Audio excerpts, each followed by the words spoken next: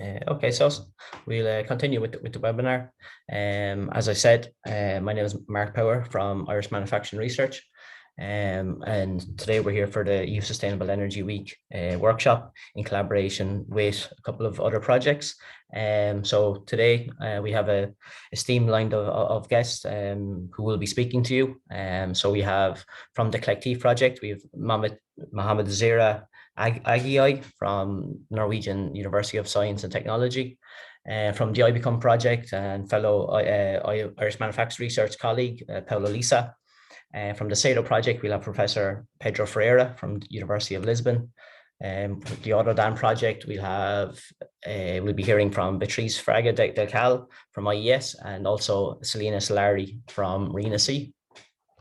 Following each presentation, we have a polls and Q&A section for the last 30 minutes of the webinar. And this will, first we will go through a poll that will be set out from Lorenzo Scipioni from R2M Solutions and iBECOME and COLLECTIEF project. So as I said, really interesting lineup today, and it'd be great to hear from all the speakers involved. So firstly, I suppose, let's talk about what is EU Sustainable Energy Week.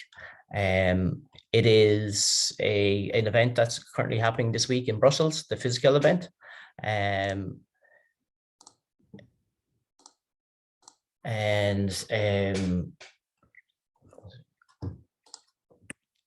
So yeah, it's the biggest annual event dedicated to renewables and efficient energy use in Europe, and comprises a series of activities aimed at building a secure and clean energy future for Europe. And it looks at bringing together public authorities, private companies, NGOs, EU project partners, researchers, consumers to promote initiatives to go green and digital for Europe's energy transition. So why we're here today is there is the physical conference, as I said, that's happening in Brussels, but there's also an initiative to have Sustainable Energy Days. So what are they? So Sustainable Energy Days are events that are taking place around the world at the moment, promoting clean energy and energy efficiency. These events have been happening in different areas of the world for the last couple of weeks. And some really interesting, some work has been done. I think there's one more week of workshops to go, but if you're looking to find out more about these workshops, I would look at the EU Sustainable Energy Places website, where there's a whole list of events that you can see what's happening in your area, or else obviously the virtual space as well. So every Sustainable Energy Day is an opportunity to inspire behavioral changes, innovations towards meeting energy and climate goals in the EU and around the world. So that's all from me from today. First, I'm going to hand you over to Mohammed Zira, who's going to bring us through the COLLECTIEF project. So Mohammed, if you can share your screen, and we'll start from there. Thank you so much, Mark, for a nice presentation. Could you just, yeah, you made it fast. So I'm going to share my screen. It's fine? Yeah, that's fine. Yeah, okay, everything's okay. Great. Yep, thank you. So first of all, very welcome to this workshop. I'm Mohammed Zira. I'm project coordinator of the Collective Intelligence for Energy Flexibility, which is an EU Horizon 2020 project for enhancing energy efficiency and flexibility in existing building. So today I'm going to present the project, and at the same time I'm going to also give you a short overview about what we done so far, and what was the status of the projects by M24, and the upcoming months, what we are going to do, and what's left for the activities between the partners. So we are 15 partners from 6 European countries, and this project is running for 4 years, starting from the June 21. And hopefully we can wrap up the projects by middle of 25. We have 4 urban pilots in 4 countries. So here are our partners: NTNU, EM Systemers, Cyprus Institute, and NODA, Lund University, Energy at Work, Olesson Comune, CETMA, Politecnico di Milano just recently joined us around 6 months ago, and Virtual, and Geonardo, and CSTB, Tychos Group, and R2M, and then the last time. So here are our team. So including the industrial partners and academic partners. So we have a pool of experts in our consortium, and we are happy and proud of them.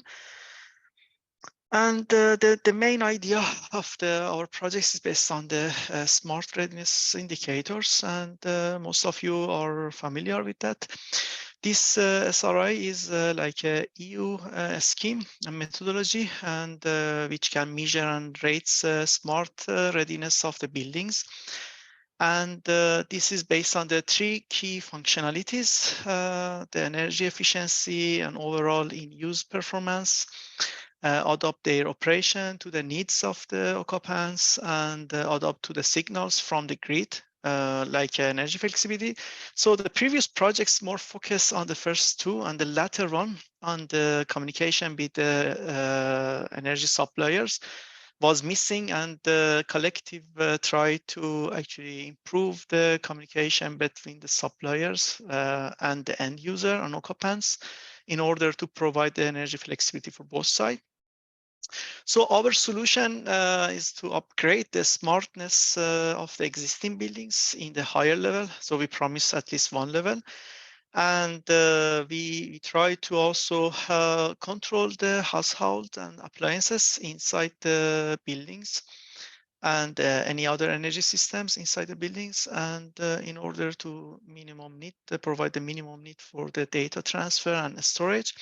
So and also this is like a low cost and replicable solutions, and we use actually the available components in the markets and integrate them in order to improve the energy flexibility and energy efficiency. I would like to invite you to just watch our video, so then you can understand about the concept of the projects and the innovation of the project.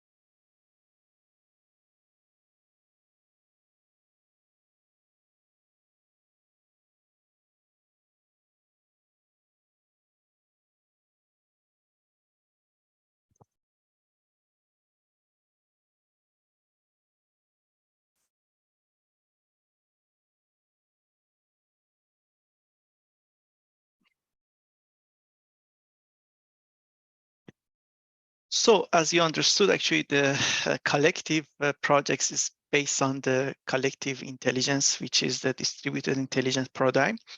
So how it works? So normally we have two intelligence node. We call it cluster node and edge node. You see here. So in the cluster level, actually, we communicate the flexibility needed from the suppliers to the end user. And we able even learn in the cluster node, we able to learn actually the how and when the flexibility needed.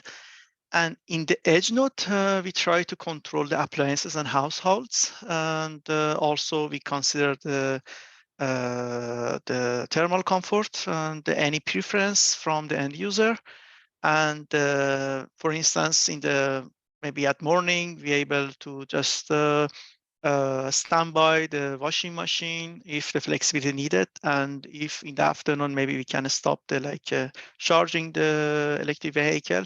So it depends of the preference of the end user and occupants, and at the same time depends of the flexibility needed by the grid. And of course, we have a digital dashboard and the user interface for communications. And of course, we need to provide like a signals, and this preference can be adopted here.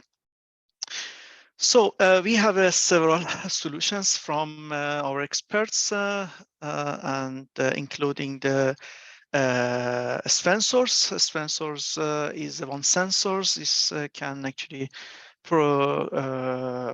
collect the environment data. And we have a smart plug and smart thermostat, and we can actually communicate with the appliances. And the main brain of the collective can be set up in the brick. And the brick device is the one components can actually communicate with the clusters and at the same time control the appliances. And about the business model, so we targeted two main market. Let's say the first is about the energy community, like aggregators, and at the same time the suppliers who need the flexibility. So we can provide the market for the both end user and the suppliers in order to sell and buy the flexibility. And at the same time, we can provide the solutions for the individual buildings, and in order to control any devices on the existing buildings, and at the same time provide the flexibility for the end user and sell the flexibility. So we have 4 pilots located in 4 cities, including the 7 buildings, including residential buildings and non-residential buildings in Ålesund in Norway, located in middle of Norway. And we have one living lab in Grenoble in France. We have 3 main tower in Milano, including several pilots. And we have 3 pilots buildings in Cyprus, in Nicosia, in the University of Cyprus. Here are our working packages. So we have 7 working packages, including the project management and coordinations. So also about the benefits and what we promise to you, we are going to actually upgrade the smartness level of the existing buildings, and at least 16% on average reduce the primary energy use. And we assess this in some of our pilots. And we promise to actually, do the saving of the cost of the energy, annual cost saving for around €3 per square meters, and 15% increase user satisfaction, and increase of the demand flexibility up to 24%. And here are actually expected impacts. So at the moment, in second year, actually, we focus mostly on the installation of the monitoring stuff and the systems in order to monitor the performance. And now we are in the phase of the baseline. And in the last year, or let's say in the last phase of the projects, we focus on the impact assessment. So we are going to consider several aspects, including the upgrading existing building to higher level, as I said, and reduction in energy consumption, and the cost, and primary energy saving, and of course we want to consider the sustainable energy, and improve the user satisfaction and increase the flexibility, which is the main target of the project. So we already passed the second year, so we are in the third year. So we have performed several activities in the second year especially, and we deliver many deliverables, up to 25 deliverables so far. Is a bit much, but we fortunately were on time and we submitted. In this year also we have many milestones and deliverables. So here are some pictures about the installation in the pilot site, including the sensors and spark plugs, and of course the POE. So we provided some questionnaires for the end user and occupants for our survey about the thermal comfort. And here is a short pilot interview. I think still we have a time, so I would invite you to watch it to see about their willingness to collaborate with us.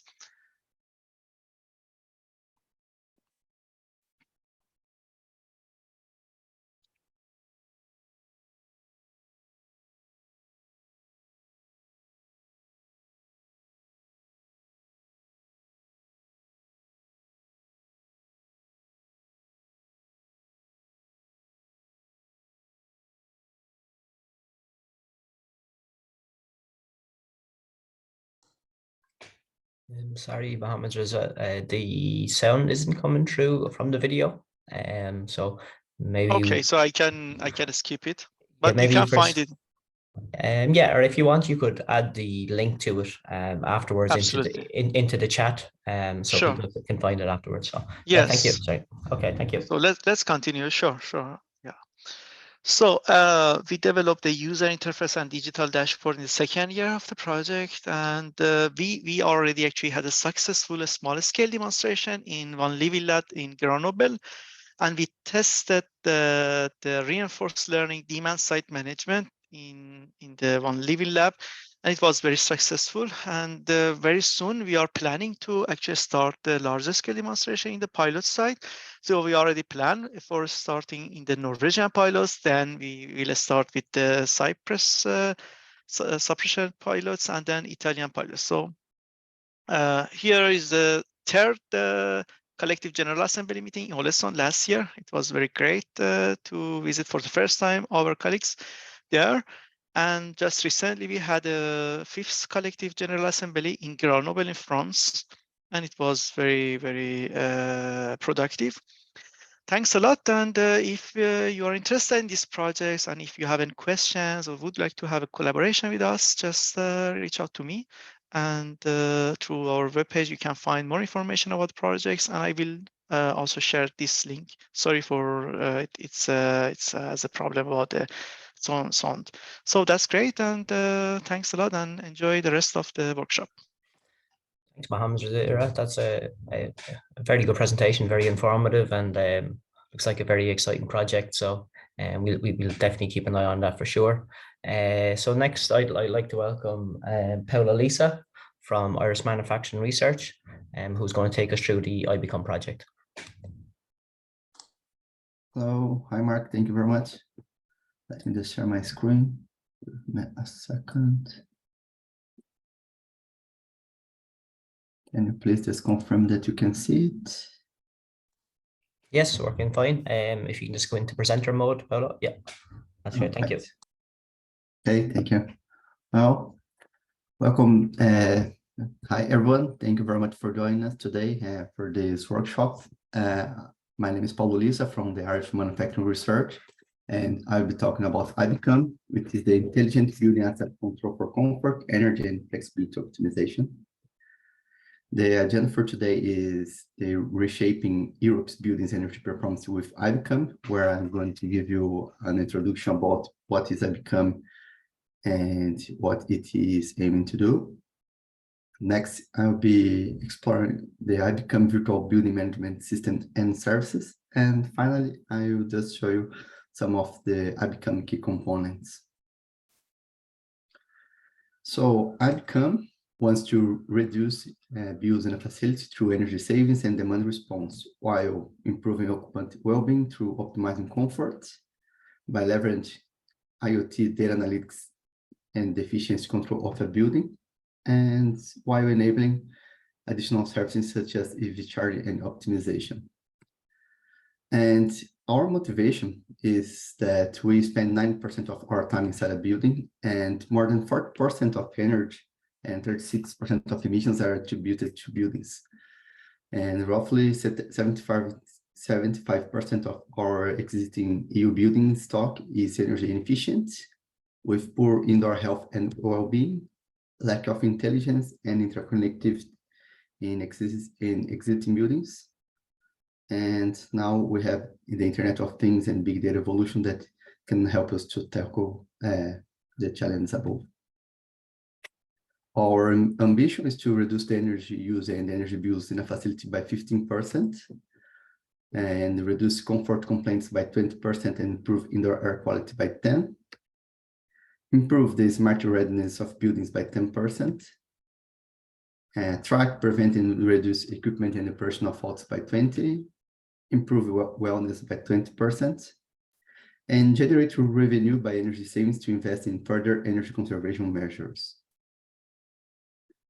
So moving to the iBECOME virtual building management system, we all starts with data. Data is the core of our solution, most of the recent solutions that involve smart buildings. And we use it for monitoring and also for on-site automated and control. With this data, we can do some science and create some forecasting toolbox, and also use it for analytics, insights, and advisory control. Sorry. And with this data and these tools, we can provide services such as retrofit, design and implementation, fault detection, diagnosis and maintenance, optimization, that can be energy or comfort, and welfare and commuting management. Also, as a scope of iBECOME, all the ICT infrastructure is being developed to enable all the services and data collection. Well, iBECOME is composed of 4 demonstration sites. The first one is Country Crest in Ireland, which is a food processing facility. The second one is Helix Building in Glasgow, Scotland, which is an office. The third one is in Italy, which is a care home. And the fourth and last one is a business center in France called World Trade Center in Grenoble. So we have a different mix of utilization of buildings. So this is also enable us to test different types of use case and else.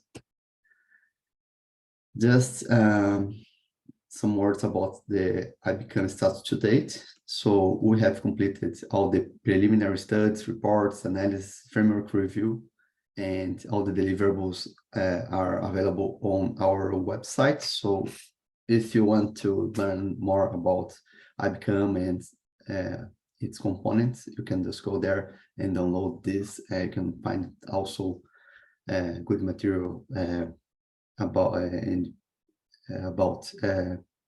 how iBECOME is aiming to tackle like this challenge.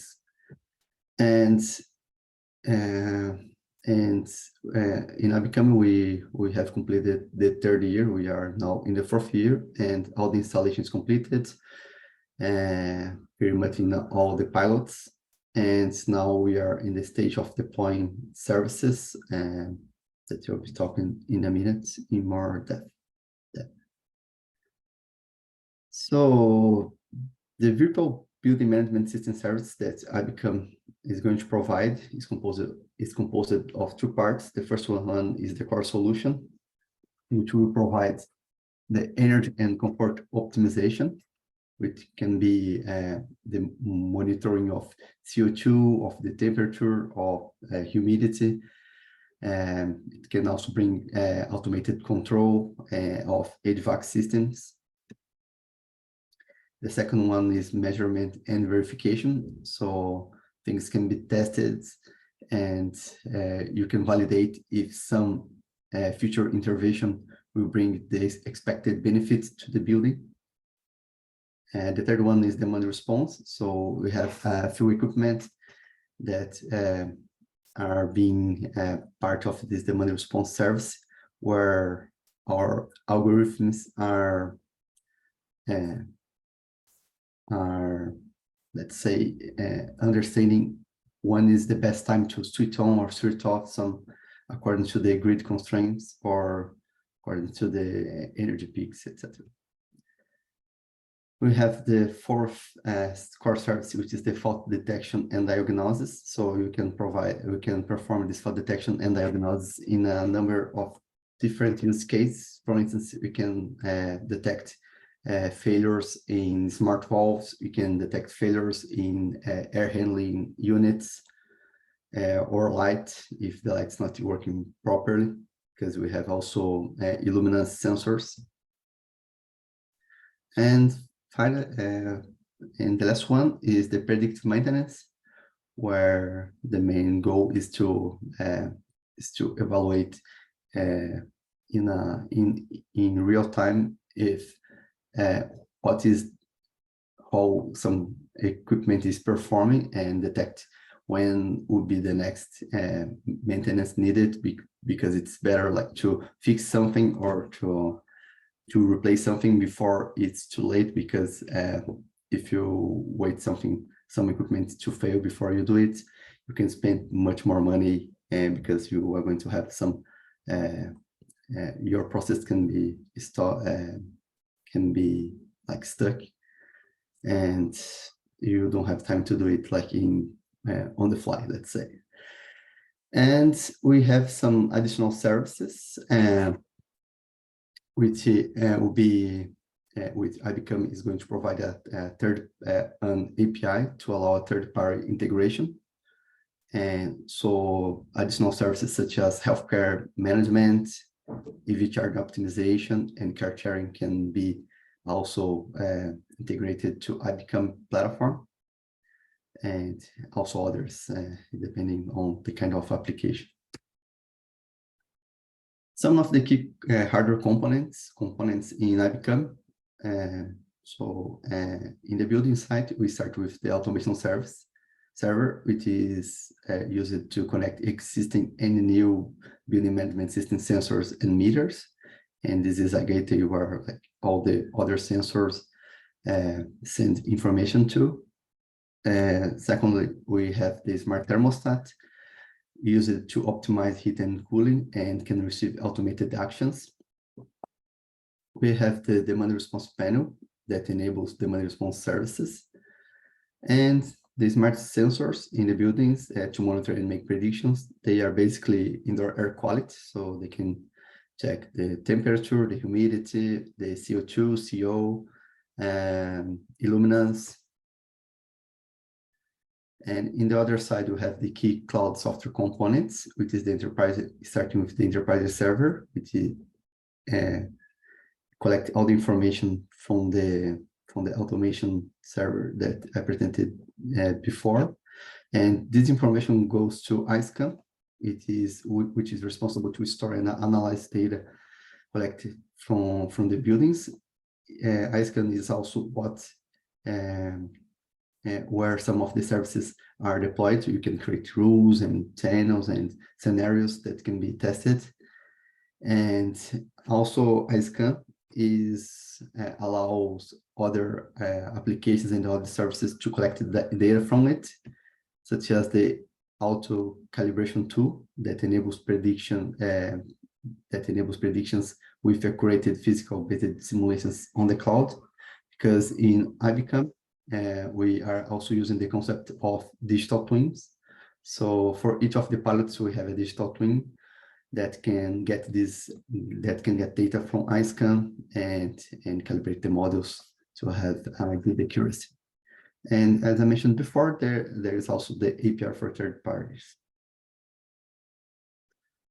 And here's just another visualization of the hardware and software. So in the left side, we have the building with the smart sensors, the demand response device, and other hardwares that sends information to the gateway, and the gateway communicates with the enterprise services, then the information and data goes to iBECOME that sends this like to advanced dashboards, or to the or it can be used for the digital twin to be calibrated, or to other services.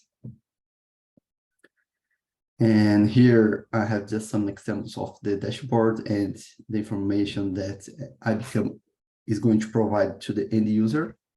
So this is energy dashboard. So, and the information will be displayed in a combination of KPI cards. So in this example, you can see the annual cost of energy, the improvements compared to the last year. You can see the total energy, electricity, and in this case, gas, like by month.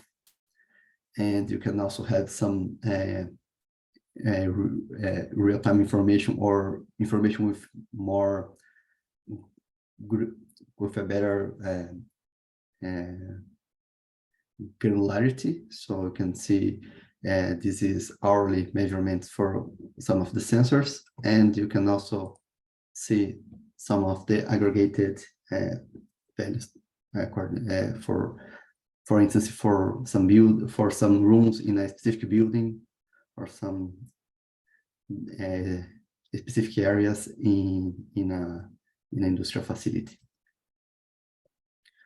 And the second example is the comfort dashboard, where users can see if the temperature or if the CO2 levels are not according to the standards. So it will going to show it's going to show for the users in a friendly interface if the status of each of the rooms are like all right or not. They're showing these screens, these colored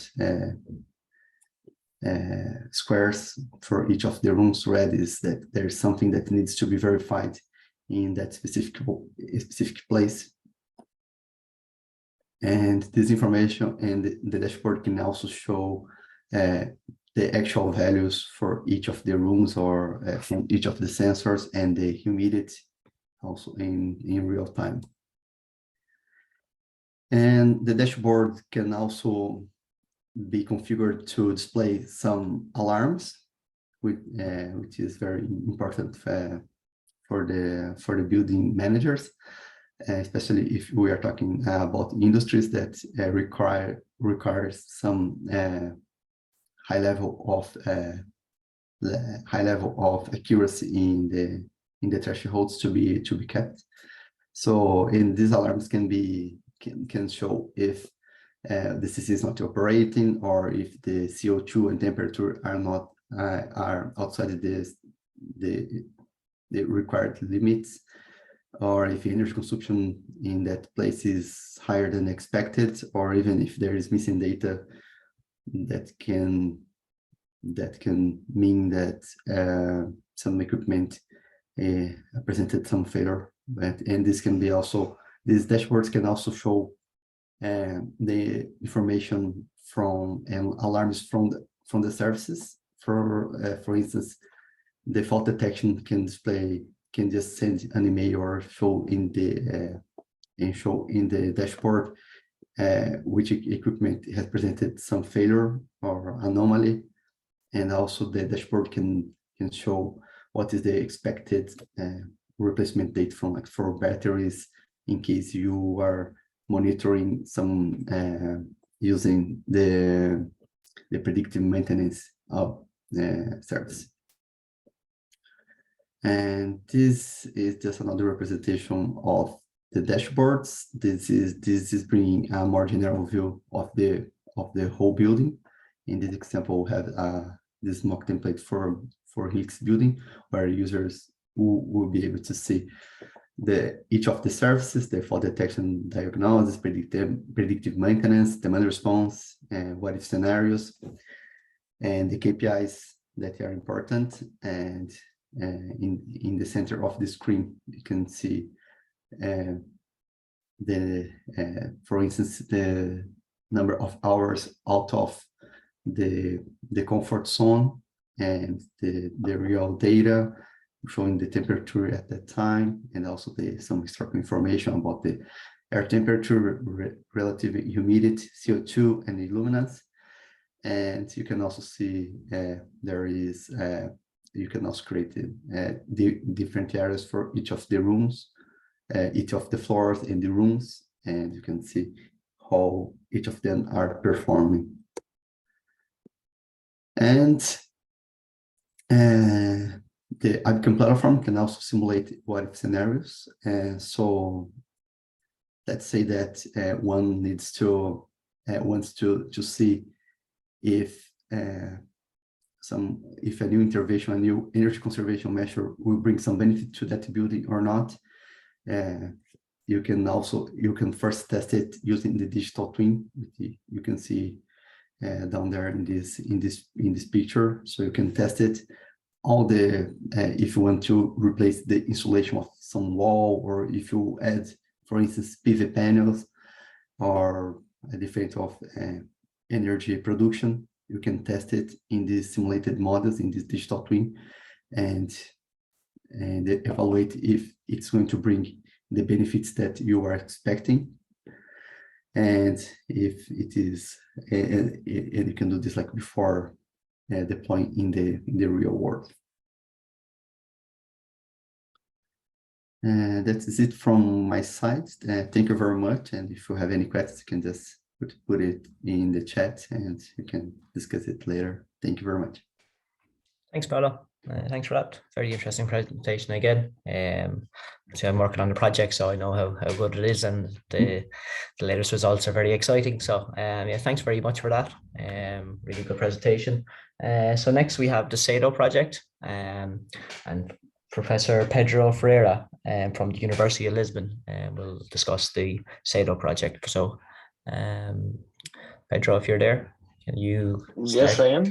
Yes, all good. Good afternoon to everyone. So yeah, it looks good. I can see your slides, and your audio is working. So yeah, if you wish to continue, then I'll... All right.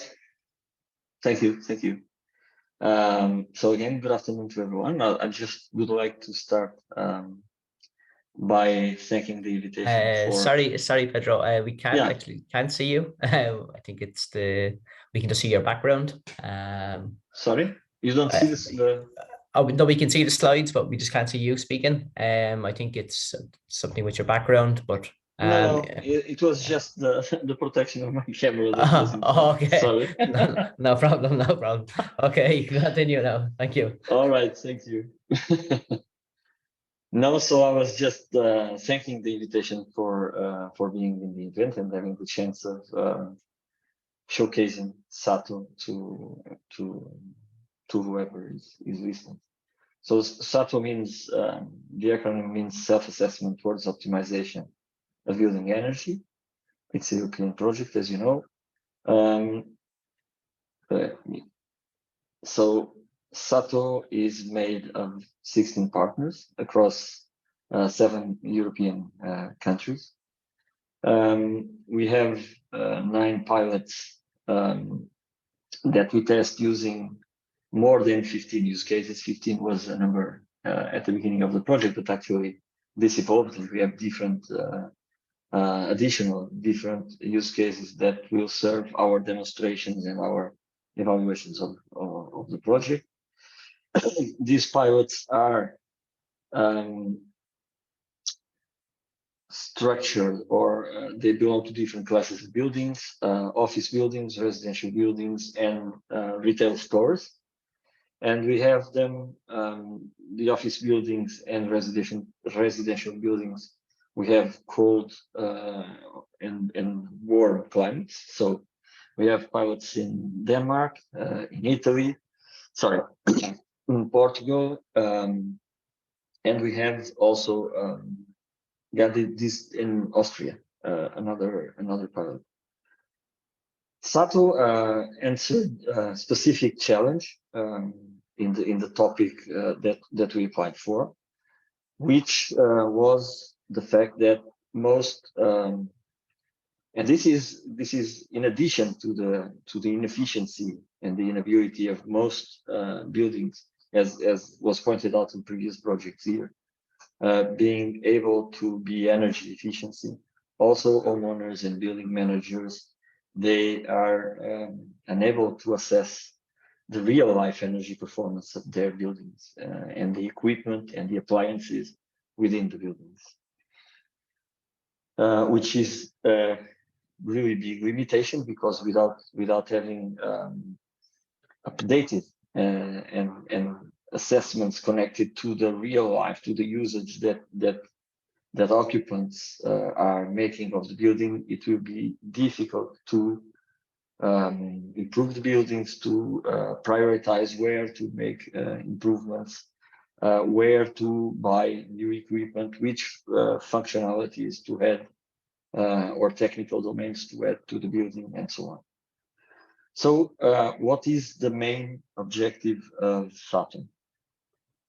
So the most general way of saying it is that we want to create, an IT platform for automated self-assessment and optimization of buildings' energy. And this IT platform should be capable of assessing the real-life building energy performance, of course, of the building and of equipment inside the building. This is the general objective. To achieve it, our main, our main options, or our main tools, let's say, is, as you know, buildings have a big heterogeneity of devices and systems installed that speak different languages, different data formats, different protocols, and so on. So our approach is, of course, of integration by means of semantic-based interoperability. Semantics then also have another advantage, that if we have good descriptions of all the objects and components of the building with properties very well described, we can also exploit that to provide, and this is we put a lot of emphasis and effort in our project, that we are able to do automated discovery of assessments and services within the building, so that deployment is not a big issue. So when deploying the SATO platform, if we have done well our preparation, the platform should itself realize where to do a whole building energy assessment, where to do a certain kind of appliance assessment, where to do thermal comfort assessment, according to the data and availability of all the requirements that each different, let's say, software component or part of these services require for performing. So I'm going to give a brief overview of the SATO platform. So I already spoke a bit about deployment, and let's say the configuration or the parameterization of the platform. We have two main ways of doing it: through operational interfaces, web-based interfaces, or through BIM files. And this is something that we really want to demonstrate towards the end of the project: the possibility of getting a BIM file of describing the geometry and all the zones in the building, etc. But to this BIM file, we add extra IFC layers that also tell us where sensors are located, what are the actual IDs of these sensors, where do we have HVAC systems, batteries, PV systems, all the devices that have some role in the management of energy flows within the building, or that can be used in the case of sensors to provide elaborated assessments of the energy performance. So the idea is that we can use these BIM files to input information on all this infrastructure, let's say, for energy management in the building, and this will actually create what we call a context information model. It's actually the basics of a digital twin, if you wish.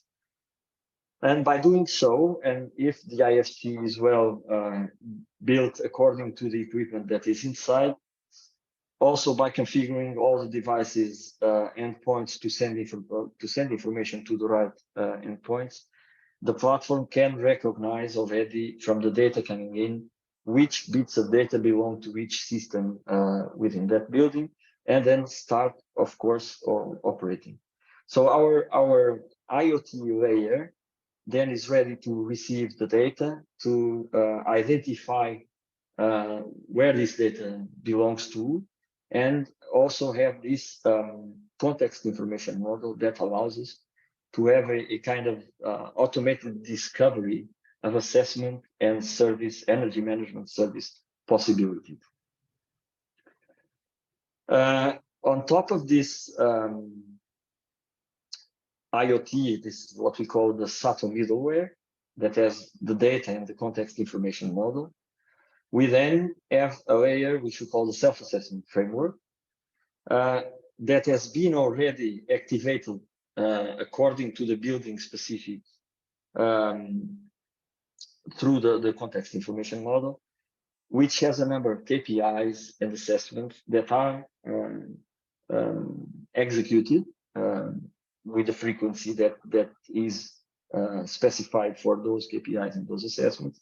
That on top of the data, they form already a layer of more elaborated knowledge about the performance of the building and of the energy systems, building systems, and in the case of residential buildings, the household appliances, air conditioners, photovoltaic systems, batteries, EV, if there is one, and so on. So this assessment framework builds a layer of different assessments of these different categories, which I will identify in a few minutes. By using this self-assessment framework, we have what we call the third layer here, the optimization services, which can use the information from the assessments and the data itself and feedback from the users, so that it can we can build a set of different services for flexibility, for thermal comfort, for instance, and other anything that has a purpose on managing the energy flow within the building and in and out from the building, I would say. So these services exploit the data, the assessment framework to make decisions and to act back upon the building. The last layer that we have, sorry, this, yes. No, yes, the right side, sorry. The last layer is about interfaces. And again, here we exploit two possibilities, the usual, let's say, approach of doing web-based interfaces, but also of using BIM tools where we can display the results of the assessments with a given time and spatial granularity that we wish. So we can look the thermal comfort in a zone or in a single room. We can project in the BIM model, in the 3D representation, the performance of different equipment when we are exploring that zone. We are using color-coded ways of presenting the devices or the different zones so that it relates to the performance of those zones, rooms, or eventually the equipment. And that's also the way for the owners or the building manager to make decisions or to interact with the systems themselves. So what kind of assessments are we considering in the self-assessment framework?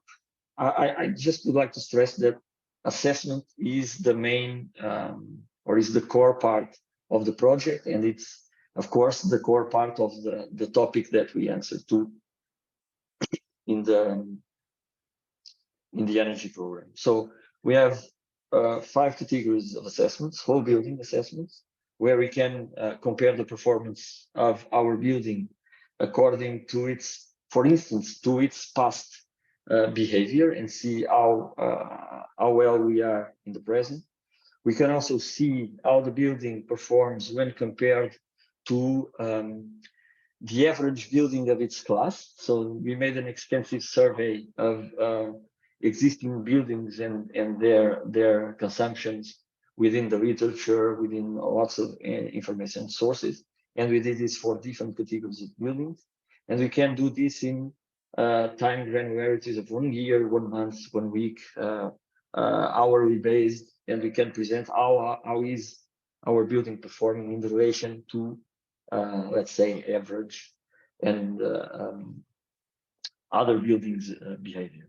We also have building envelope assessments, occupant-driven assessments like thermal comfort, the occupancy of the building, relating occupancy then to different parts of the performance of the building, different aspects of that performance. We have another category of assessments for the building systems, the main building systems, about HVAC systems, for instance, an example of what we do.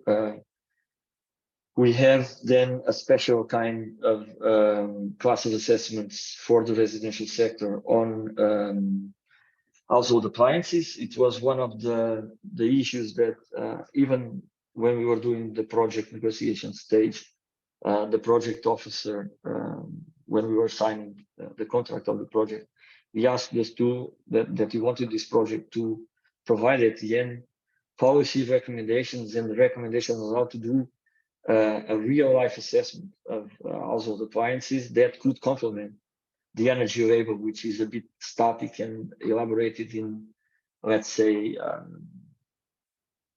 controlled conditions, but in a very restricted way, let's say. On the third layer that we have, the services, we have, of course, the self-assessment service, which is like a conveyor of all the assessments that we have and that can be used even by third parties through an API. We have aggregated control services that try to take inputs from different aspects like thermal comfort, flexibility requirements, the possibility of photovoltaic production, the capacity of batteries that we have, and makes decisions on how to better manage those aspects. Of course, we have the user comfort when looking at itself or on its own. So we are making different kinds of studies on how to aggregate this control or do it individually. We have, of course, the flexibility component, and then some services towards fault diagnosis and failure detection on systems and equipment. So to wrap up, we are in our almost ending our third year of project. We are starting our demonstrations. Almost our pilots are now coming into operation, but still we are finishing some works even on some of them. The pandemics and then the crisis on semiconductors, they gave us a bit of stress, but I think we are getting there. So I would say in September we should have all pilots able to demonstrate the assessments and services that we have been developing, and hopefully we'll have almost or a full year, because we end the project in September 2024, where we can learn some more about what the systems are doing, what our assessments and services are doing, maybe improving, but collecting lots of results on these aspects. So for the future, we want to bring our ideas to the design phase of the buildings, and for also refurbishment of existing buildings. And also we want to improve, because the focus here was on functionality, assessment, and optimization. We want to really innovate in, I'm from a computer science department. We have a very good group on security and privacy. And I think we can do a very good protection of all the systems regarding or using end-to-end data protection and privacy preservation techniques. More than this, we should follow, this is already going on, certification and compliance procedures with a view to a possible commercial spin-off of the project. So thank you very much for your attention. I will be happy to answer any questions that you might have. Thank you, Pedro.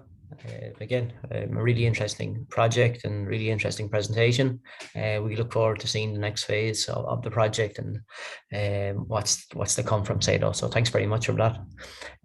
So for the last of the projects, I will invite AUTODAN to speak next. So the AUTODAN project will be represented today by Beatrice Fraga Del Cal from IES and also Selena Solari from RENA-C. So if you'd like to come turn on your camera now and then also share your slides, that would be great. Yeah, hello everybody. I'll share the screen first. I'll introduce myself also. Can you see my screen? I can see him now. Beatrice, if you just want to go to the presentation mode. Yeah, that's brilliant. Yeah, so I think everything's okay now. Work it well. Okay. So hello everyone. I'm really happy to be here. Thanks to the Irish Manufacturing Research to organize this event. And also it's been nice to be listening to other projects. I particularly think we have AUTODAN has some similarities to SATO. So that was really nice to hear. So my name is Beatrice Fraga. I'm project manager at IES RD. IES is a consultant and software company in digital twins in the built environment. And AUTODAN is one of the projects we coordinate. So AUTODAN is mainly it's a project to make use of IoT technologies that helping the self-optimization of buildings. So the full name is quite long, but I hopefully explain you throughout the presentation. AUTODAN literally stands for Deployment Augmented Intelligence Solutions using data analytics, interoperable software, architecture, and a novel self-energy assessment methodology. I'll be presenting the first part, and then Selena will present the second part, and I will let her introduce herself after. Or you prefer now, Selena, up to you. I introduce me now, so then we can go directly on the slides. And I'm Selena Solari from RENA Consulting. I'm the dissemination leader within the AUTODAN project and coordinate the RENA activities within the project. Thank you, Selena. So she'll explain further their activities at the end. So just a brief agenda. I'll give you an introduction of what's the context and why AUTODAN exists. Objectives, a little bit of the platform and the demo sites, and at the end, some hardware solutions that we are applying and some results till now. We've been like 2 years working in this project, so we have some results that we could share with you. So first of all, so what's the context behind that? Like we all know, like in this, I'm sure everyone knows in this room, like, and we are aware of the energy crisis, all the ambitions that we have in terms of reducing primary energy and final energy consumption. And in order to do that, one of the solutions to do that is to actually use IoT equipment that can measure and can help the buildings to be optimized and also help the users to know how to do that. And that's where AUTODAN fits in. The main objective of AUTODAN is to provide home residents with knowledge and information to reduce that consumption of energy cost. Because something that happens at the moment is like there is lack of information and automated systems in the domestic sector. So it's difficult for users to actually know how to save energy or how to improve the performance of it. And that will be achieved through energy data that we will collecting and providing possible actions to the users. I think it's important to say that in terms of augmented intelligence, there is no need, unlike the artificial intelligence, in the augmented intelligence, we need the user. So we don't intend to make the system fully autonomous, but making the use of the human interaction with also the smartness of the equipment. So with AUTODAN, we all are safe, and robots are not fully needed. So we need both parts. That's just a summary, a map of the team. We have partners in Ireland, IES, to Dublin University, iBECOME, that is manufacturing the smart meters, and AUTODAN helping them to actually make it commercially viable. Oculan, that provides like a demo site. Then we have University in Burgos and Cardiff in Spain. And in Italy, we have other 4 partners, RINA, Flarebit, CBSCO, that I have to say that this is a typo, it's actually R2M now. Sorry for that. Dataecopolis, that also it is a pilot, and Arçelik in Turkey. I don't have time to go through all their activities, but it is a very complete consortium. If I have to summarize the key objectives of AUTODAN, there are 5. The first one is we have to create a smart hardware infrastructure. The second one is we have the hardware. Now we need like an interoperable software architecture, which is like it's a challenge to make it interoperable and make all components to talk. And we also need to deliver the augmented intelligence solutions. That's going to be part of the dashboards. Then we create a life self-energy assessment, and last but not least, accelerate the investment in sustainable energy companies. So that's the platform. I think that gives a good insight of what's behind AUTODAN. On one side, the left-hand side, we can see the smart hardware infrastructure that I mentioned at the beginning. All those equipment, sensors, IoT technologies will send data to iScan, our data analysis platform, that after it's collected, that data will send to the software and the energy assessment framework. On one side, the software consists of 2 main components, the digital occupancy model and the digital twin. The digital twin will take care of the optimization measures at building level, while the digital occupancy model will take care of appliances level. So one is building and the other one is equipment. And then on the other side, on the bottom side, we have the self-energy assessment framework that will need these outputs coming from both, from the digital twin and the occupancy model. This is just like an overview of the demo sites we have. We have a total of 6 demo sites, and for now we've created the physics-based model of each of them. This is like a thermal analysis that creates the baseline of all buildings before we collect the real data, calibrate those buildings, and actually become those buildings will become the digital twin. At the moment, they're just baselines and calibrated, some of them with bills, and hoping to collect real data soon to make them accurate. So I'll show you that we have one in Dublin, that domestic affordable housing. We have Palazzo Terrani in Lisone, that is a theater.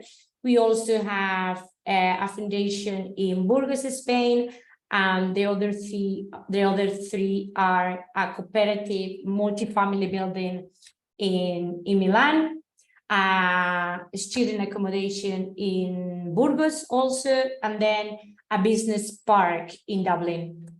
That is one of the most challenging ones because we have 13 buildings with very different usage. So that one was a difficult one to collect and to apply the AUTODAN platform. In terms of the hardware solutions, We do have the energy monitoring, that's electricity meter I mentioned before, iBECOME is manufacturing. Then we have smart plugs and smart appliances. The smart plugs are actually essential for the occupancy model I was referring before. And then in terms of we have the environmental monitoring, so multi-sensors that collect humidity and CO2. And also we have these energy hubs that help to all the communication of devices. That's an overall of the hardware solutions. And now I will go to the first result. I think it can be interesting for you, and that is the digital occupancy model.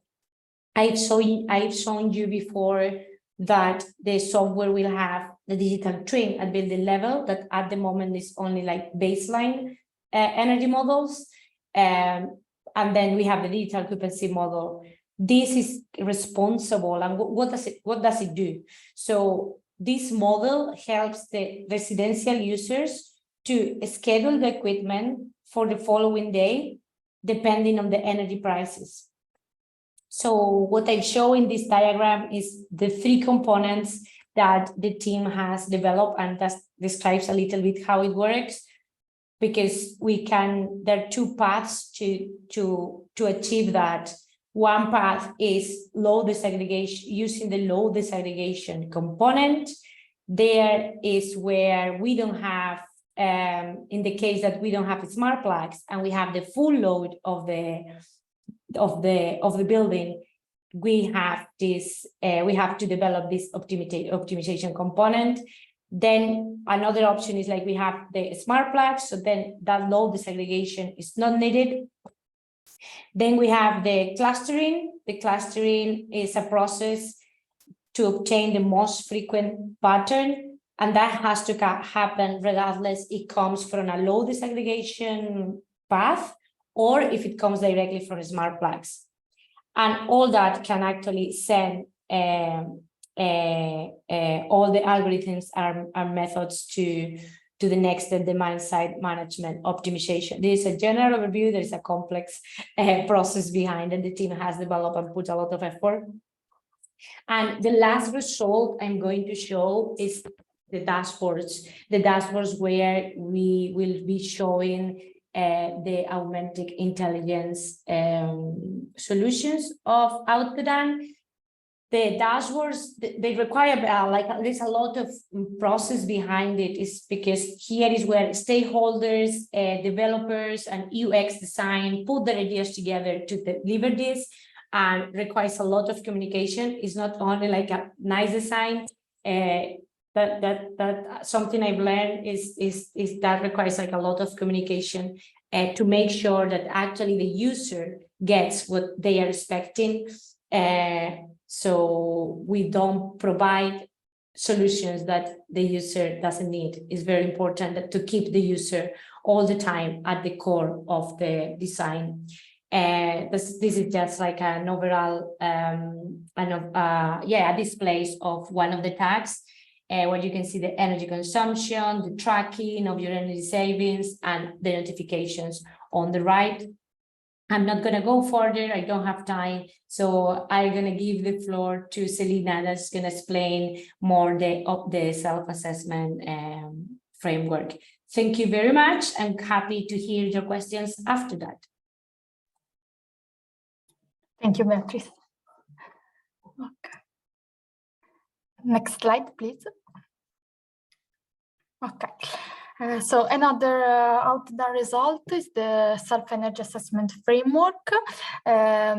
It aims to generate an assessment as complete as possible of the actual energy performance of the building, taking in consideration the monitoring of the energy consumption from different levels, so both at the building envelope level, but also at the appliances system level, incorporating also some European regulation on energy. this framework will be able, through the dashboard showed by Beatrice before, to provide to the building user some useful information, such as the actual operation of the building, or the actual monitored consumers, or also some advice on how improve energy efficiency or improve user habits. It also aims to give some suggestion in order to replace all the appliances to the user and improve the overall energy efficiency of the building. Next, please. So to reach this purpose, 4 different levels has been defined, and for each of these levels, a set of KPI has been proposed in order to help the user to make a comparison between their actual energy performance of the building and some data from literature. So we have a building level, which include all the energy consumption referred to the entire building and apartment, and this level can give a good awareness about the general energy performance of the building through some specific indicator that can show the difference, for example, of the energy consumption calculated for the certification, or some measurement came from sensor, the previous, thank you, so from some sensor in real time. Then we have also an appliance level that take in consideration all the data, the information referred to the device and appliances inside the building. We have also a financial level that try to express the energy saving in a more concrete way, so in a monetary terms, and so through some indicators try to give a financial impact of some good energy saving solutions. And finally, we have also an environmental level that is referring to the CO2 emission and also tree planting, that through some specific indicators try to express the environmental impact of some energy good choice of the users. Next, please. Thank you. So as this result, this assessment framework, as I mentioned before, try to be as complete as possible. So it is a holistic assessment that would like to try in consideration not as usual the building envelope, but also different levels such as the building automation level, demand response level, and appliances level. And the objective is to give to the user the feedback in the more easy and simple way, so through some graphs and graphical representation, in order to give some indication of in real time of the performance of the building, and give information on the weight of the different services in terms of consumption. And in this way, the user can act to improve energy management system, participating also through some demand response strategies. Next, please. So let's conclude with some project channels where we can keep in touch. In particular, there is the AUTODAN project website, where you can find some more details, more information about the AUTODAN project, also some material such as the public deliverables submitted, and more detailed information on the demo case. And we also have the link in the Twitter page, where you can you can keep update on the progress of the project on the news. Next, please. Thank you. And final, we will also release the project newsletter. So if you would like to have a periodic update about the project, you can subscribe the newsletter in the project website and receive some update every 3 months. Next, please. Okay, so I think it's all from the project, the AUTODAN project website, the AUTODAN project side. I don't know if Beatrice would add something, and I thank you all very much for the attention.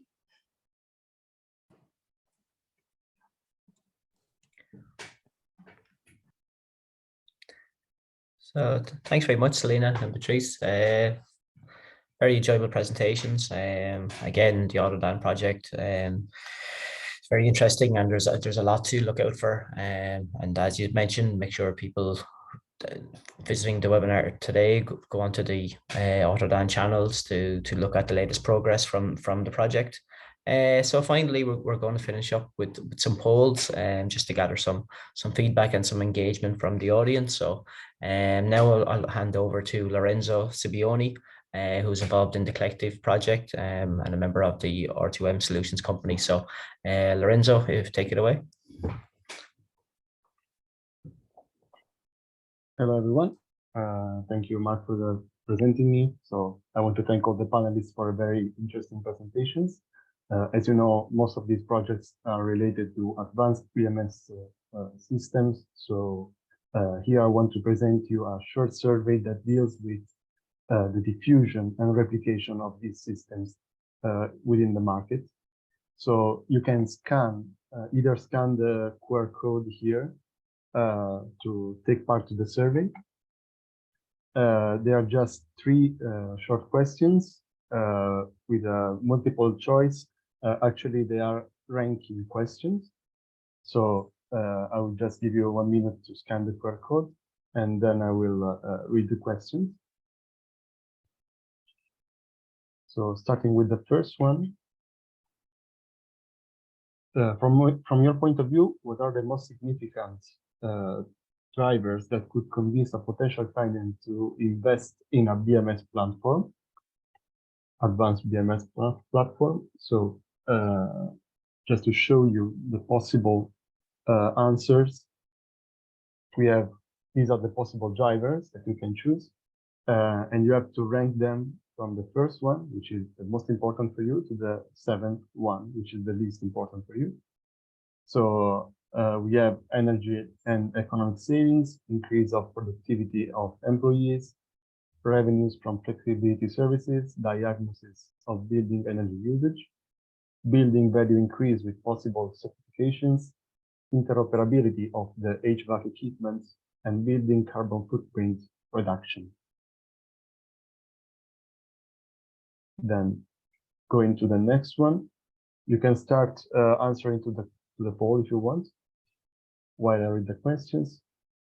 The second one is, okay. From your point of view, what are the main barriers to overcome for the replication of advanced BMS platforms into the residential building market? The options are uncertainty in the energy economic savings expected, high initial investments, the communication of benefits to tenants, difficulties related to installation works, and incompatibility with legacy equipment. Of course, all the spectators and also all the panelists are invited to participate. So all of your opinions are very important for us. And then I will read to you the last question. So from your point of view, what are the main barriers to overcome for the replication of advanced BMS platforms into the ESCO market for commercial or industrial buildings?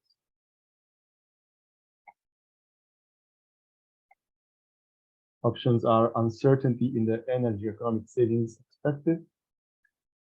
Okay, people are starting to answer, that's good. Difficulties in the implementation of performance and the measuring verification procedures, competition with standard energy efficiency measures and the renewable installation, and deficiency of suitable local technology providers and skilled personnel.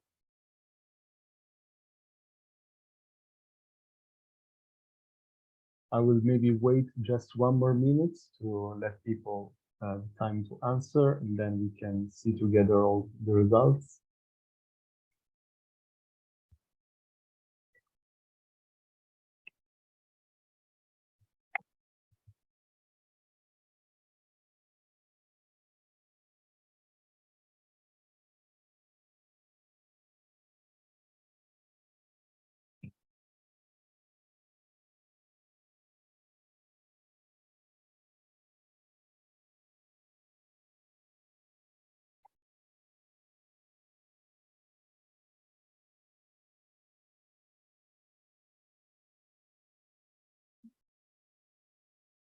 Okay, I can start reading the results. Maybe further results will come later. So for the first question, in your opinion, energy and economic sales for sure are the most important driver for BMS, advanced BMS platform diffusion. And the least important for you is the interoperability with HVAC equipment. As for the second question, the main barrier to overcome for the replication of advanced BMS platforms is the difficulties related to installation works. I agree on that. And the least important for you is the uncertainty in the savings that one could expect. And as for the last question, the most important barrier for the diffusion into the ESCO market is the incompatibility with the existing devices due to proprietary communication protocols. And the least important for you is the uncertainty in energy economic savings expected. So that's very interesting. I thank you all for your answers, and I leave the floor to Mark. Thanks, Lorenzo. Thanks for that. Yeah, so I think we come towards the end of the webinar. There's just a couple of minutes left, so I think we're okay to finish on that. Thanks very much to all our speakers today, and thanks to those who attended. If you have any questions related to the projects, make sure to check out the project websites and social media channels where you'll be able to find a contact person. I hope you all enjoyed it, and we hope to see you again at another event. As mentioned at the beginning of the webinar, do make sure to check out the EU Sustainable Energy Week website, just to get an idea of the events that are happening within your area, and the events that have taken place within the last couple of weeks. So that's it for now. Thanks very much, and we'll see you all again soon. Thank you. Bye-bye. Yep. Thank you. Bye. Thank you. Bye-bye. Take care. Thank you. Bye-bye. Thank you. Bye. Yep.